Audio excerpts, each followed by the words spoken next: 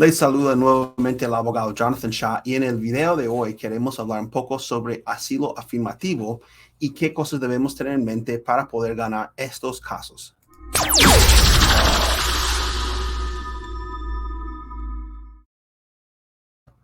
Gracias por estar con nosotros. El video el día de hoy se trata del asilo afirmativo. Como muchos saben, hay dos clases de asilo que uno puede pedir en Estados Unidos: asilo defensivo ante un juez de inmigración para las personas que llegan por frontera o las personas que no ganan su caso de asilo afirmativo. Y luego el asilo afirmativo para las personas que llegan con visa o están legalmente dentro del país de los Estados Unidos. Entonces vamos a hablar un poco sobre de lo que se trata esta forma de pedir asilo ante el gobierno federal de los Estados Unidos.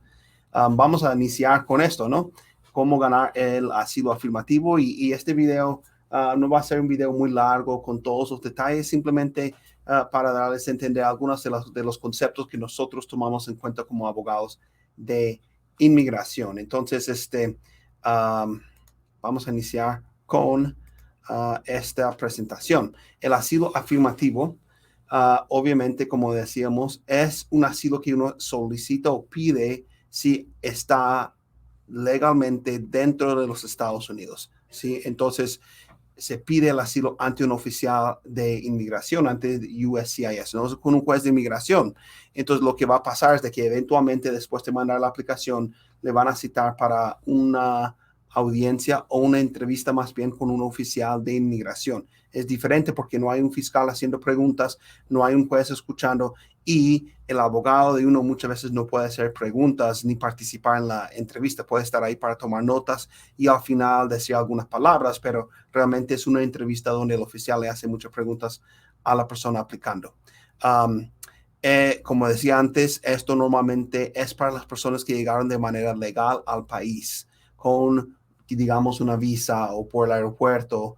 Normalmente las personas que están legalmente dentro del país son los que pueden solicitar el asilo afirmativo. Entonces es importante tener eso en mente. Y también se tiene que enviar esta aplicación, el I-589, antes de pasar un año dentro del país de los Estados Unidos. No puede demorar más tiempo.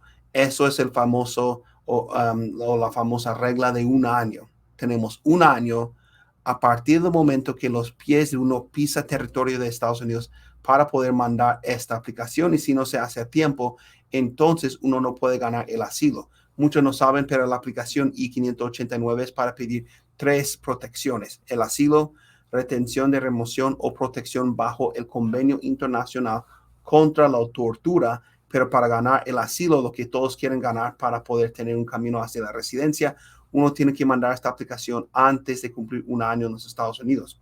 Y también, como dice aquí abajo, vamos a hablar un poco sobre lo que es un permiso de trabajo como parte de este proceso. Entonces, en este proceso, uno manda la aplicación, la solicitud pidiendo asilo, y dentro de 150 días uno tiene el derecho de mandar a pedir un permiso de trabajo, y eso se conoce como el reloj de inmigración. Siempre hay muchísimos cambios en cuanto al reloj de inmigración, los días que uno tiene que estar esperando. Hay muchas cortes federales tratando de hablar y decidir sobre este asunto, y también muchos cambios siempre, pero por lo general se inicia o se prende lo que nosotros conocemos como reloj de inmigración en el momento en que uno manda la aplicación, la solicitud de asilo, y empiezan a contar los días. Al llegar a los 150 días, uno puede mandar a pedir lo que es el permiso de trabajo. Entonces, bueno, vamos a mirar lo que sigue aquí. Ahora, seguimos con lo que es obviamente el asilo afirmativo, y este punto puede ser algo importante. La entrevista es interesante porque a principios del año 2018 hubo un pequeño cambio. Uno espera una fila larguísima para tener esa entrevista, ¿verdad? Pero en enero de 2018 salió una política que prácticamente dice que los últimos serán los primeros, ¿no? O sea, los últimos en mandar su aplicación son los primeros en tener su entrevista. Y entonces lo que sucedió es de que muchas personas que llevaban 3, 4 años esperando su cita y llegaban casi al frente de esa fila y ya iban a entrar a tener su entrevista, se les cerró una puerta y se abrió otra puerta al final de la fila y todas esas personas iban entrando. ¿Y por qué? ¿Por qué hacen algo así? Lo que pasa es que el gobierno federal piensa que la gente llega a Estados Unidos más bien para poder pedir un permiso de trabajo, sabiendo que van a durar años en este proceso. Entonces, lo que han hecho es tratar de cambiar eso un poquito y llamar a las personas a entrevistar, los últimos que mandan su aplicación. Iban a ser los primeros en tener su entrevista, pero no ha sido así al 100%. Lo que hemos visto últimamente es que son las personas que inmigración o USCIS piensa que van a negar el asilo los que llaman a entrevista por lo general. Y no siempre niegan el asilo, hemos tenido mucho éxito, sino que a su forma de ver ellos piensan que van a negar el caso y por eso los empiezan a llamar, ¿no? Entonces, es una de las cosas que tenemos que tener en mente en cuanto a estos casos. Otra cosa, como siempre, cada inmigrante tiene que entender este concepto. Paciencia, paciencia, paciencia.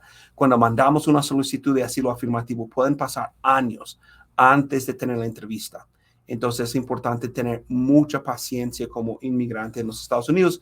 El día que llegue la entrevista, como decíamos antes, sería con un oficial de asilo. Cuando hablé de los agentes de USCIS, es importante entender que no es cualquier persona en una oficina que va a aprobar, no sé, la ciudadanía o una aplicación I-130 de matrimonio o un permiso de trabajo. Estos oficiales son entrenados específicamente para poder mirar los casos de asilo afirmativo. Entonces, por eso demora tanto en llegar a la entrevista, porque dependiendo de la oficina de asilo que cubre el estado donde tú vives, van a mandar un oficial especial para poder llevar a cabo su entrevista y por eso dura tanto tiempo en llegar a tener uno su entrevista ante los oficiales de inmigración. Y luego los intérpretes, hay que tener en mente que inmigración últimamente con lo que pasó la pandemia y todo, ellos proveen un intérprete que va a estar escuchando por el teléfono, interpretando, traduciendo, pero en ocasiones en el pasado también han pedido que nosotros llevemos un intérprete, lo cual no viene incluido normalmente con los abogados, sino que una persona encuentra a alguien que le pueda acompañar y traducir el día de la corte. Siempre es útil tener un abogado que hable español también para poder escuchar al intérprete. Entonces, normalmente se necesita un intérprete porque los oficiales no van a hacer esta entrevista en español. ¿Ok? Siguiendo con el tema, documentos necesarios. ¿Qué documentos necesitamos tener para poder solicitar asilo ante inmigración, ante UCIS? Hay mucha gente que habla y dice muchas cosas en cuanto a este tema, pero podemos mirar aquí en términos básicos qué cosas vamos a necesitar. Primero es la aplicación I-589, la aplicación para pedir el asilo. Cuando digo aquí en la pantalla preparado de la manera correcta, es porque muchas veces vemos que las personas por ahorrar dinero o por falta de dinero van con, no sé, notarios o paralegales quienes ya no trabajan con un abogado o gestores de documentos. Estas personas van a decir en las redes sociales y van a decir en su cara y van a decir por teléfono que ellos están autorizados para llenar estos documentos. El problema es que muchas veces, como no son abogados entrenados, ellos no tienen un ojo como que hacia la entrevista. Y así lo llenen perfectamente a 100% bien, sin ningún error. El problema que nosotros vemos es que los oficiales en la entrevista siempre preguntan, ¿quién te ayudó a llenar esta aplicación? Y si la persona no está ahí o tú le dices que fue fulano de tal, no es abogado, genera una duda en la mente del oficial. Entonces así, 100% perfecto la aplicación. Se pueden generar dudas si uno prepara esto con una persona que no es abogado. Entonces, esto no significa que 100% tiene que ser abogado o vas a perder, pero hay que tener cuidado con la persona que escoges para ayudarte con la preparación de este documento. Luego vamos a preparar un relato o una declaración detallando todo lo que sucedió, ¿verdad? Entonces tiene que ser algo muy detallado, pero no solo contar toda tu historia así, bla, no más. Tiene que ser algo organizado.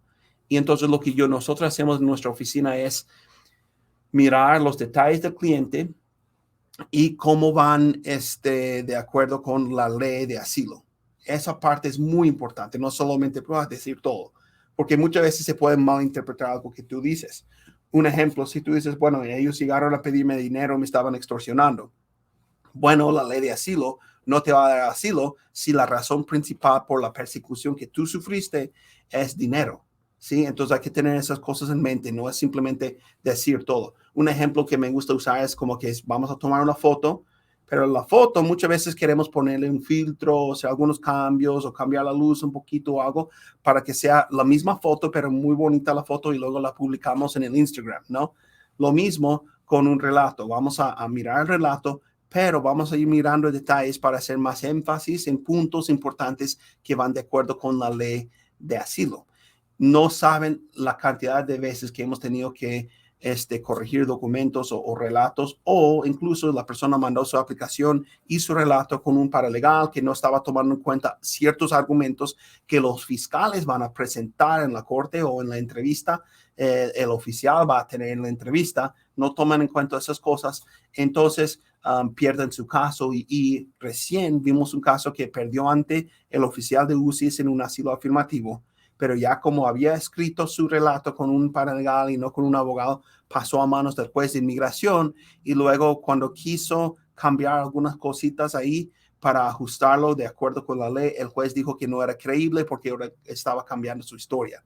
Entonces, desde el inicio es importante pensar si la persona puede llenar la aplicación, pero con un ojo mirando hacia lo que es la ley y también el relato y escribir el relato de tal forma de que esté tomando en cuenta argumentos posibles que se pueden presentar en el futuro.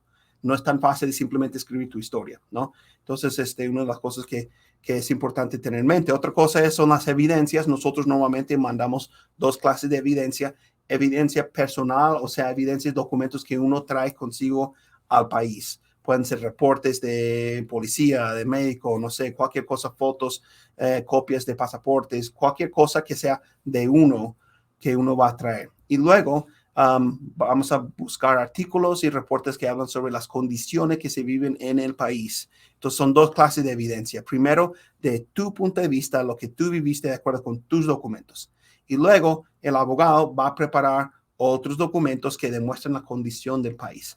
Y aquí hay otro punto importante. En el relato no hace falta que tú le des una lección de historia de todo tu país al oficial o al juez eventualmente. Simplemente decir lo que te sucedió a ti y luego las evidencias de las condiciones del país van a demostrar que eso no solo me está pasando a mí, sino a otras personas también quienes se encuentran en la misma situación. Entonces, otra cosa que hay que tomar en cuenta. Y luego, por último, algo que nos encanta hacer a los abogados, bueno, no a todos los abogados, pero a mí me gusta, es un argumento por escrito, o en inglés decimos brief o legal brief. ¿Y qué es esto? Esto es un argumento donde nosotros escribimos en 15 a 20 páginas todo lo que tiene que ver con la ley de asilo político, con los casos precedentes, casos similares a tuyo, donde ya ganaron los casos de asilo, y comparamos todo eso con los hechos de tu caso detalladamente para argumentar ante el oficial de inmigración de que si él o ella niega el asilo en esta ocasión, está llevando a la contraria a lo que dice la ley. Entonces estamos tratando de darle la mayor probabilidad posible a nuestros clientes que puedan ganar, hasta incluso con un argumento demostrando que, mira, otros casos similares ganaron. Aquí hay algunos casos precedentes que tú estás obligado a seguir cuando decides o tomas una decisión en cuanto a este caso. Bien, entonces, ciertos problemas que se pueden presentar en estos casos de asilo afirmativo, hay que tomar en cuenta estas cosas también, ¿no? A ver, vamos a mirar aquí. Una de las cosas que mencioné antes es la credibilidad de la persona. La credibilidad es todo en estos casos, entonces es importante tener en línea las fechas y los detalles. Si las fechas y los detalles no concuerdan, entonces va a ser difícil convencer a la persona que tú eres una persona creíble. Y bueno, ¿esto qué significa? Significa que la persona que te ayuda con la aplicación I-589 tiene que tomar en cuenta todas las fechas. Hace poco vimos en la corte un juez que negó un caso que llegó a sus manos después de un asilo afirmativo. Y el oficial de asilo afirmativo había negado el caso porque cuando la persona escribió el relato, dijo esto y esto y esto me sucedió en estas fechas en Venezuela. Pero en la aplicación 589, las fechas mostraban que la persona no estaba viviendo en Venezuela en esos momentos, sino que estaba viviendo en otro país en esos momentos. Entonces no concuerda. Entonces el oficial o el juez piensa que la persona está mintiendo y la persona nos está reclamando diciendo, no, no, no, no, no, no es así.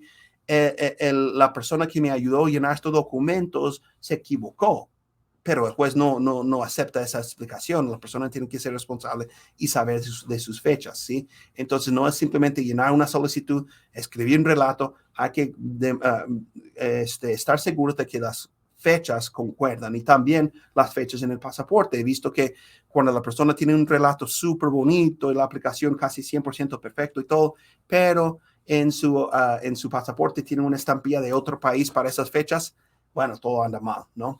También documentos que uno trae. Los oficiales de inmigración siempre están buscando documentos falsificados y ellos tienen un proceso forense que utilizan para determinar si el documento ha sido falsificado o no. Y también hemos visto documentos que es obvio que simplemente alguien en una computadora las escribió, las inventó, o hasta incluso dice que se emitió tal documento en tal fecha, y si vemos las fechas en la aplicación de uno, pues la persona ya estaba en Estados Unidos cuando supuestamente le dieron ese documento en su país de origen, ¿no? Entonces hay que tener mucho cuidado con la credibilidad. Otra cosa, persecución, falta de evidencia de persecución. Siempre en los casos de asilo afirmativo, casi siempre cuando niegan un caso de asilo, es por falta de evidencia de persecución. Persecución no es que yo me sentí mal, sufrí xenofobia, no me gustó, no hubo oportunidad económica en mi país, es que realmente te hicieron daño. Muchas veces están buscando evidencia de agresión física, secuestros, amenazas verbales muy fuertes y frecuentes que se pueden realmente llevar a cabo, cosas así muy creíbles y fuertes. Entonces tienes que enfocarte mucho en el relato, en esas cosas, dar detalles varias veces, quizás en el mismo relato, y luego en la entrevista hacer hincapié en lo que te sucedió y también tratar de tener evidencia para esas cosas para que puedan demostrar que realmente fueron víctimas de persecución. Otra cosa que hay que tomar en cuenta es las 5 bases para ganar el asilo. Uno tiene que haber sido víctima a manos de gobierno, grupos vinculados con el gobierno, por una de 5 razones: por su raza, su nacionalidad, su religión, su punto de vista político, o porque forma parte de un grupo social que se distingue en el país, ¿sí? Es importantísimo esto, y muchas veces las personas ignoran esas cosas cuando mandan evidencias, escriben su relato y alistan su aplicación de asilo. No están tomando en cuenta que se tiene que basar en esto. La razón principal por la que me querían hacer daño en mi país es porque yo era católico, o porque yo era de cierta raza, o porque yo tenía cierto punto de vista político. Tiene que demostrar eso. Y muchas veces vemos problemas en los casos cuando la persona ignora eso, ni siquiera los toma en cuenta cuando están empezando a mandar evidencias. Entonces es importante tener eso en cuenta también para poder tener éxito en estos casos. Y luego, otro punto importante aquí tiene que ver con esta pregunta, lo que mencioné antes. ¿Quién te ayudó a llenar esta aplicación? Van a hacer esta pregunta sí o sí. Es la pregunta que va a salir el día de tu entrevista de asilo afirmativo, y es una vergüenza a veces decir, bueno, una persona que no es abogado, pero pues me ayudó y me dijo que estaba bien. Ah, bueno, o en tal estado es un notario y dijo que estaba bien. Perfecto, y así venga la aplicación sin ningún errorcito, ninguno. El problema ahí, y no es por hablar mal de los notarios o los paralegales o los gestores de documentos, no es por hablar mal, ellos se tienen que ganar la vida, tienen que dar de comer a sus hijos, bien, entiendo esa parte. El problema que veo no es de ellos, es que el oficial de asilo empieza a dudar, porque dice, si la persona que te ayudó con esta aplicación no puede dar la cara aquí en la entrevista, entonces empiezan a tener sospechas, empiezan a pensar o dudar de la historia que tú vas a presentar, porque obviamente la persona no está presente para que se le hagan las preguntas: ¿cómo hiciste esto? ¿Por qué llenaste esto? ¿Por qué dijiste tal cosa? ¿Me entiendes? No está ahí para que se le hagan preguntas, no puede estar ahí en la entrevista, y si la persona no puede dar la cara en la entrevista, no es que sean malas personas, es que el sistema de Estados Unidos está diseñado como para poder hacer preguntas a las personas que ayudan con las aplicaciones. ¿Sí me explico? Entonces hay que ser claro con eso. Entonces, el día que llegas ahí, te pueden hacer esa pregunta, y es difícil porque ahora es como empezar un partido de fútbol, pero el otro equipo ya tiene un gol. Ya estás perdiendo y tienes que meter 2, 3, 4 goles para tratar de ganar tu caso. ¿Sí me explico? Entonces es importante tomar Eso en cuanto cuando estás empezando tu proceso de asilo afirmativo. Y lo digo porque no para ayudarme a mí, tenemos muchos casos, sino que lo he visto muchas veces. Ahora, ¿qué pasa después de una entrevista de asilo afirmativo? Otra vez, paciencia. Hay que tener mucha paciencia porque no te dan tu respuesta el día de la entrevista. Mucha paciencia. Pueden pasar semanas o meses. Yo he visto años. En un caso muy extremo, a lo mejor no te va a pasar a ti, pero tenemos un cliente que está muy avanzado en su edad y cuando va a poner las huellas digitales, ya no, la máquina no lee las huellas. Entonces, como en 3 ocasiones hemos tenido que regresar a tratar de ayudar a los oficiales a entender que la persona nunca ha cometido un delito en este país, pero es que la máquina no puede leer las huellas y lleva años esperando su respuesta de su entrevista. Entonces es un caso extremo, pero pueden pasar años. Normalmente son semanas o meses después de la entrevista que uno recibe su respuesta, ¿verdad? Y luego la posibilidad número 1, obviamente, es que le otorguen el asilo. Cuando recibe el asilo de parte de USCIS, inmediatamente llega un documento que se llama el I-94 y va a poder usar ese documento en el futuro y dentro de un año pedir lo que es la residencia. Y posibilidad número 2 es que mande tu caso con un juez de inmigración y inicias otro proceso de asilo, pero con el juez. Y el proceso es diferente, es muy diferente, pero las cosas que suceden en el proceso de asilo afirmativo sí te van a afectar en ese proceso. Y luego, por último, para sacar una cita con nosotros y ver si le podemos ayudar, lo único que tienes que hacer, si estás viendo este video en nuestro sitio de internet, aquí abajito tenemos información sobre cómo mandarnos su información y así ponernos de acuerdo para poder vernos en persona. O si estás viendo el video por YouTube, en la descripción del video también tenemos información acerca de cómo comunicarse con nosotros para ponerse en contacto con nosotros. Nuestro compromiso con la comunidad, con nuestros clientes, siempre es darles la mayor probabilidad posible de ganar su caso en las circunstancias en las que se encuentren ellos. Y lo digo así, darle la mayor probabilidad posible porque muchos abogados de inmigración ahí están haciendo muchas promesas que no pueden cumplir y obviamente no se pueden ganar todos los casos, sino que nosotros como abogados, eso es lo que hacemos. Vemos una situación, quizás un caso muy fuerte, ganamos el caso. Un caso que tiene varios problemas, bueno, vamos a hacer todo lo posible para que la persona sepa que tuvo la mayor probabilidad posible de ganar su caso. Gracias por su tiempo en este video. Vamos a estar compartiendo más videos similares en el futuro, dando detalles sobre los procesos de asilo afirmativo.